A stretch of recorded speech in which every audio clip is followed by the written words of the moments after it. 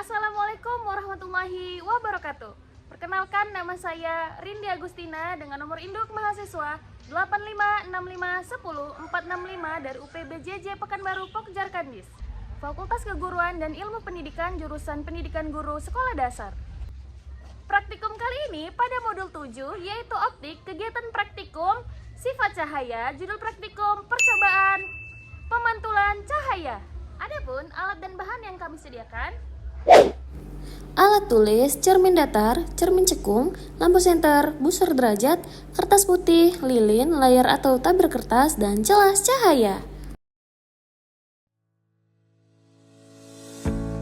Tujuannya yang pertama menjelaskan sifat-sifat cahaya, dua menjelaskan sifat-sifat bayangan yang dihasilkan oleh cermin, menjelaskan sifat-sifat bayangan yang dihasilkan oleh lensa, menentukan fokus cermin cekung, dan menentukan fokus lensa cembung.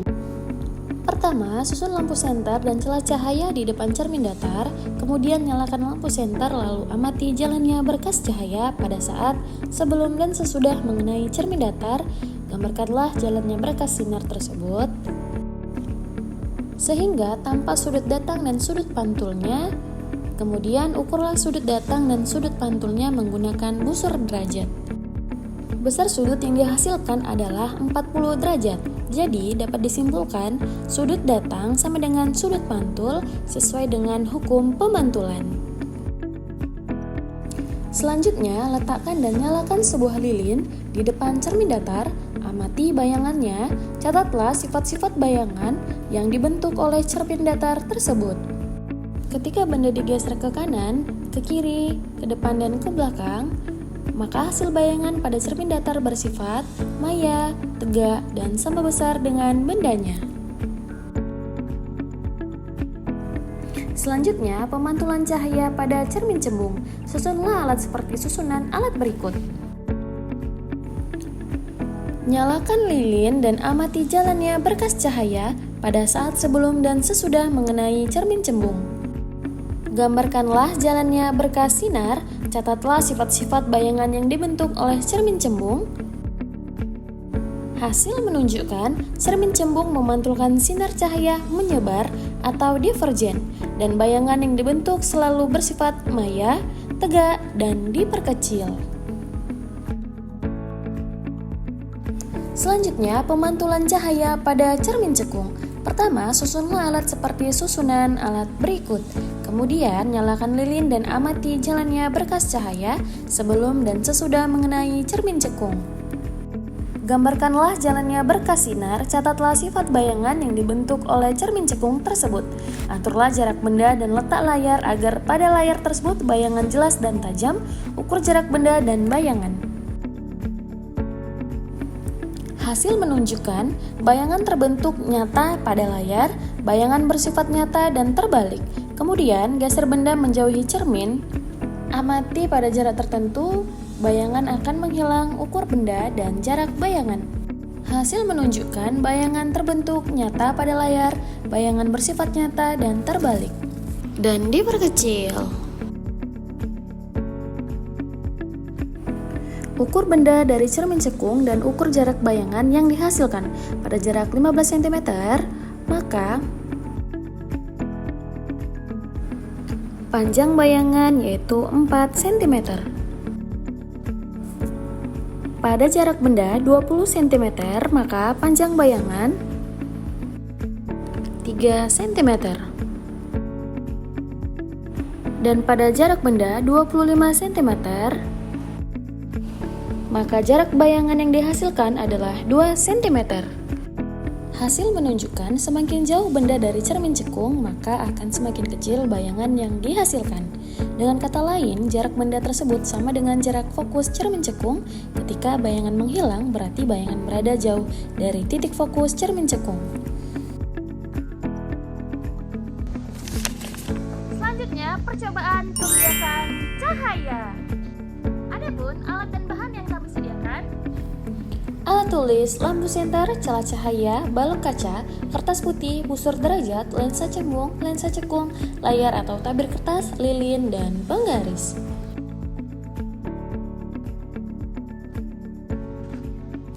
Adapun tujuannya menjelaskan sifat cahaya, menjelaskan sifat bayangan yang dihasilkan oleh Balok kaca menjelaskan sifat bayangan yang dihasilkan oleh lensa, menentukan fokus cermin cekung dan menentukan fokus cermin cembung. Pertama-tama, susunlah lampu senter, celah, dan balok kaca. Lalu nyalakan lampu senter dan amati dengan baik jalannya berkas sinar pada saat sebelum dan sesudah menembus balok kaca. Gambarkanlah jalannya berkas sinar tersebut sehingga tampak sudut datang dan sudut biasnya, kemudian ukur sudut datang dan sudut bias tersebut. Maka hasilnya pada sudut datang yaitu 30 derajat dan pada sudut bias yaitu 50 derajat.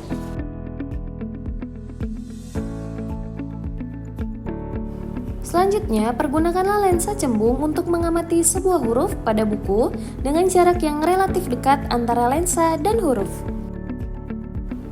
Kemudian, geserkan lensa perlahan-lahan menjauhi huruf sampai bayangan huruf menjadi sangat besar dan kabur atau tidak tampak. Ukur jarak huruf ke lensa pada saat tersebut dan catatlah bagaimana sifat-sifat bayangan yang dibentuk oleh lensa cembung. Maka sifat-sifat bayangan yang dibentuk oleh lensa cembung yaitu maya, tegak, dan diperbesar.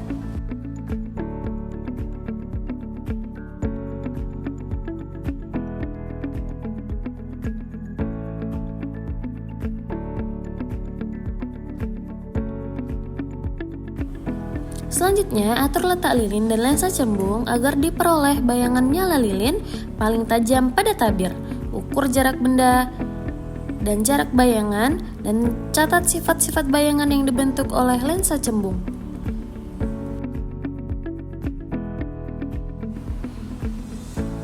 Maka hasil dari sifat-sifat bayangan yang dibentuk oleh lensa cembung yaitu maya, tegak, dan diperbesar.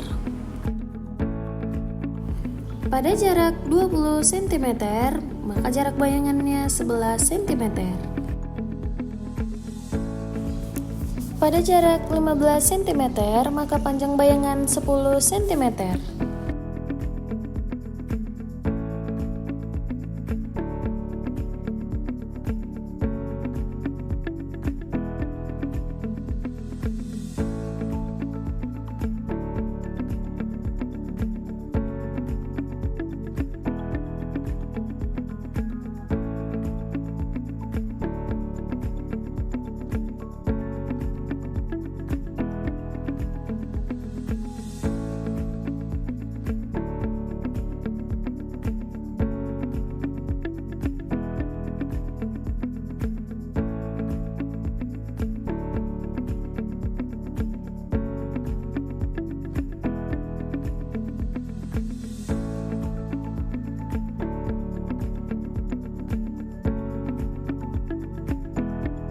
Pada jarak benda 10 cm, maka jarak bayangan 5 cm. Itu tadi pembahasan dari praktikum kali ini. Terima kasih, semoga bermanfaat. Wassalamualaikum warahmatullahi wabarakatuh.